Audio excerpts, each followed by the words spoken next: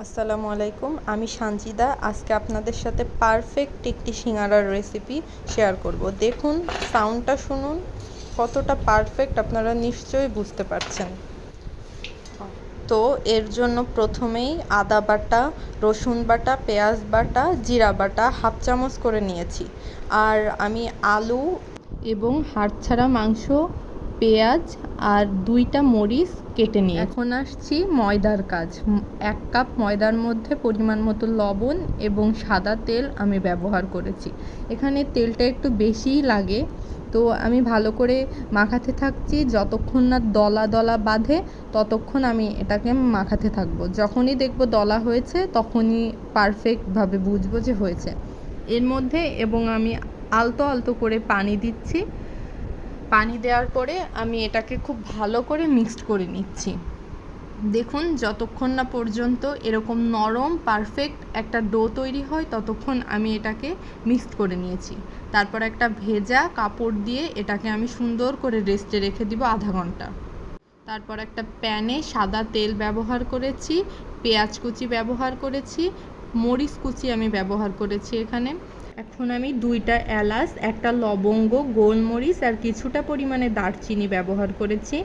এবার এটাকে ভালো করে নাড়তে থাকবো যতক্ষণ না একটু লাল লাল হয়। দেখুন, আমার লাল লাল হয়ে গেছে। আমি এরপরে যে বাটা মশলাগুলো ছিল ওগুলা ব্যবহার করেছি। পরিমাণ মতো লবণ, হলুদ, গোলমরিচের গুঁড়া, গরম মশলার গুঁড়া, একটু ধনে আর মরিচের গুঁড়া আমি এখানে ব্যবহার করেছি। মশলাটার মধ্যে তেল উঠলে মাংসটা দিয়ে দিব। এবার মাংসটাকে আমি বেশ কিছুক্ষণ ধরে কষাবো। এর মধ্যে আমি একটু পানিও ব্যবহার করব, না হলে তলানিতে এঁটে যাবে। তো দেখুন, আমার মশলাটা থেকেও তেল ছেড়ে যাচ্ছে। তো তেল ছাড়ার এই পর্যায়ে আমি আমার যে কেটে রাখা আলুগুলো ছিল ওগুলো দিব। কেটে রাখা আলুগুলো দেওয়ার পরে কিছুক্ষণ আমি নাড়াচাড়া করতে থাকবো, একটু কষানোর জন্য টাইম দিব। তো কষানোর টাইমের পর আমি এর মধ্যে একটুখানি পানি দিয়েছিলাম, দিয়ে ঢেকে রেখেছিলাম অল্প আঁচে বেশ কিছুক্ষণ। তারপর আমি এর মধ্যে 2 চামচ পরিমাণ সস ব্যবহার করেছি, টমেটো সস। দেখুন, আমার এটা পারফেক্ট হয়ে গেছে।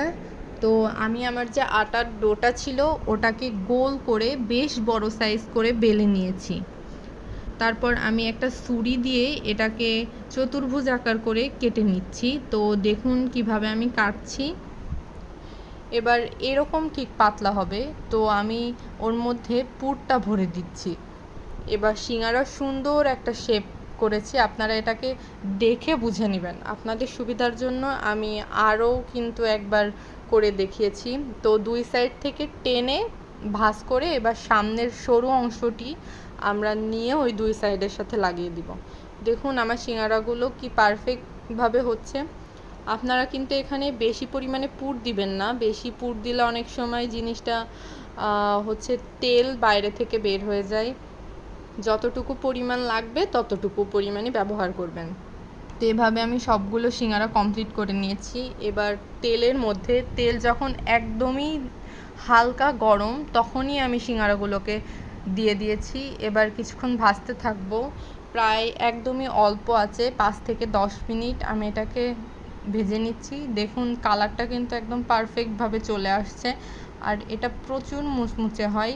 আপনারা কিন্তু মাত্র 1 কাপ ময়দা দিয়ে এটাকে তৈরি করতে পারবেন।